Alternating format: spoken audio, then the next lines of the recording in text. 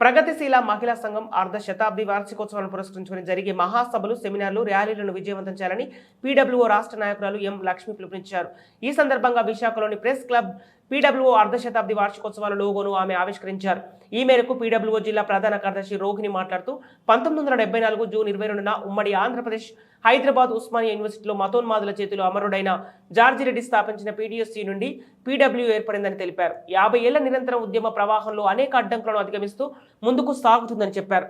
జనాభాలో సగభాగాన్ని మరొక సగభాగం అణిచి ఉంచడానికి రాజ్యం ఎంత సమర్థవంతంగా పనిచేస్తుందో ఎలుగెత్తి చూపగలిగామని తెలిపారు.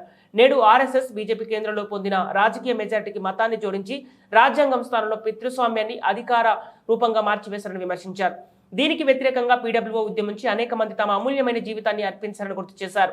ఆ అమరుల స్ఫూర్తితో జరిగే ఈ అర్ధ శతాబ్ద వార్షికోత్సవాలకు మహిళలు, ప్రజలు, ప్రజాస్వామిక పౌరులకు ఆహ్వానం పలుకుతూ పలు కార్యక్రమాలు నిర్వహిస్తున్నట్లు తెలిపారు. సమావేశంలో పీడబ్ల్యూఓ జిల్లా అధ్యక్షురాలు ఎస్ వెంకటలక్ష్మి తదితరులు పాల్గొన్నారు. జూన్ 22వ తేదీకి 50 సంవత్సరాలు అవుతుందండి. 1974వ సంవత్సరంలో ఉస్మానియా యూనివర్సిటీలో ఆనాడు మతోన్మాదులకు సింహస్వప్నమైన కామ్రేడ్ జార్జి రెడ్డి యొక్క అమరత్వం ఒకవైపుకి పీడీఎస్యూకి, మరొక వైపు పీఓడబ్ల్యూకి పూడిపోసింది. ఆనాటి నుండి ఈనాటి వరకు 50 సంవత్సరాలుగా మహిళలు ఇంట, బయట, పనిలో, బడిలో, గుడిలో, మొత్తం అన్ని ప్రాంతాలలో కూడా ఈరోజు మహిళలకు రక్షణ లేని తనాన్ని, అదేవిధంగా మహిళలు పోరాడి సాధించుకున్న హక్కుల్ని అమలు చేసుకోవడం కోసం, చట్టాలను అమలు చేసుకోవడం కోసం, అదేవిధంగా అన్ని రకాల సంబంధించిన పీడనలకు వ్యతిరేకంగా ఈరోజు పెద్ద ఎత్తున పోరాటం చేస్తుంది.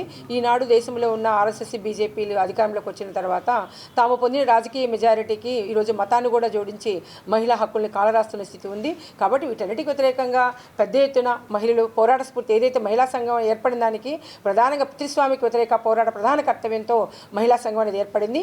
కాబట్టి ఈరోజు మహిళా సంఘం ఏర్పడిన దానికి సంబంధించిన వాడిని పునరంకితం కావడానికి 50 సంవత్సరాలుగా చేసిన కార్యక్రమాలంటి మీద స్ఫూర్తి పొంది తను పునరంకితం కావడం కోసం 50 సంవత్సరాల వార్షికోత్సవాన్ని ఈరోజు రాష్ట్ర వ్యాప్తంగా కూడా ఈ పెద్ద ఎత్తున సభలు, సెమినార్లు, అదేవిధంగా ర్యాలీల రూపంలో మహిళల్లోకి, ప్రజల్లోకి, ప్రజాస్వామికవాదుల్లోకి తీసుకొని వెళ్ళి మొత్తం కూడా ఏ రాజకీయాలు మాకు వద్దని ఎవరు కూర్చున్నా కానీ ఆ రాజకీయాలు ఆ మహిళల యొక్క జీవితాన్ని అనుక్షణం ప్రభావితం చేసి తీరుతాయి. కాబట్టి మహిళలకు సంబంధించిన రాజకీయాల్లో ప్రతి వంటగత్తె ఒక రాజకీయవేత్త కావాలని లేని ఏదైతే చెప్పారో, కాబట్టి మహిళలందరూ కూడా క్షణక్షణం మారుతున్న రాజకీయ, ఆర్థిక, సామాజిక పరిస్థితులన్నింటిని అర్థం చేసుకోవాల్సిన అవసరం ఉంది.